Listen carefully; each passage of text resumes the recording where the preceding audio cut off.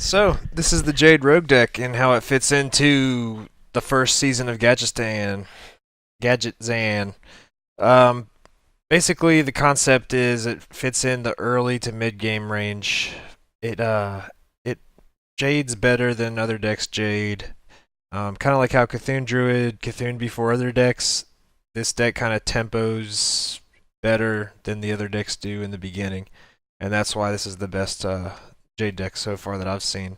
It doesn't have time for the random card draw that you would normally want to put in a rogue deck, like with the Swashbuckler and the Huckster, even though the Huckster goes with the Unearthed Raptor. It could get you to the late game better with N'Zoth, but like I said, there are other decks that control the late game way better than the Jade Rogue will. So once you, like if you're trying to get to turn 10, you just have an N'Zoth in your hand, you're kind of in trouble. I don't see it doesn't work. So basically the slot you can play around with maybe is the shive slot. You could maybe do Loot Hoarder or Ooze, but I've just found shive works the best. And you really lose against the the Weapon Warrior anyway, because this deck really can't afford tech choice cards really.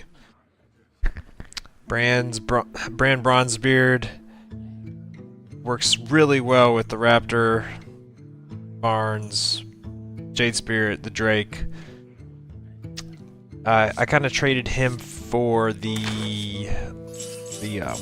Tomb Pillager, because around turn 4 you're trying to develop, like, clear the board, get ready to drop maybe a Swarmer Raptor on turn 5, or you're trying to set up for the Azure Drake Auctioneer. You're trying to just like keep the board clear, get ready for that, or you're tempoing out some Jade. But I don't think I missed anything. It just doesn't have time for the random card draw that those other cards give you, even though they're great. But I'm at rank 11 right now, using only this deck, and I'm still climbing pretty well. It does well against most other decks. The only problem is that warrior, the Weapon Warrior, because you really you could fit ooze in here at shive, but that messes up your card draw. Your deck isn't as small as you want it. Doesn't really go well with Auctioneer, and then when you do face the decks you're really good against, like maybe the Cthulhu Druid, I mean, it's really just a 3/2.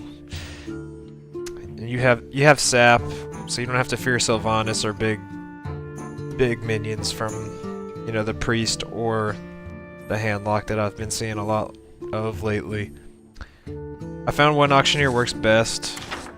I kind of played around with Thistle Tea. It worked a couple times, because it would draw like the 3 Swarmers or 3 Ayas, but the body is just way better, and they have to deal with it. That helps with your tempo a lot. Then Rag, of course, just closes the game.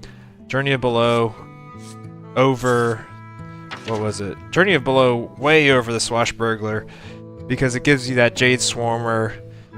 It can give you Aya.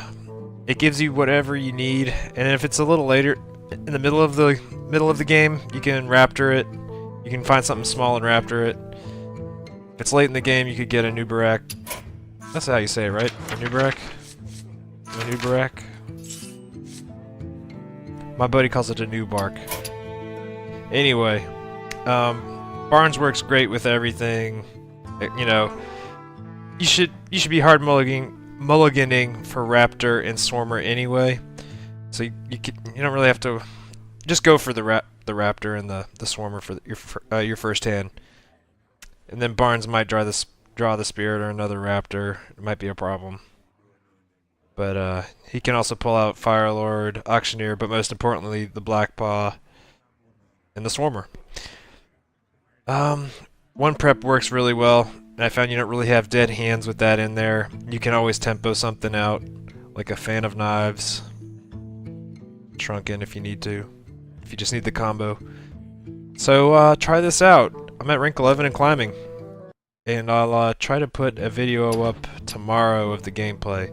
But this is the deck list, and it's fun and unique. I really like it. Check it out, try it out. Let me know what you think.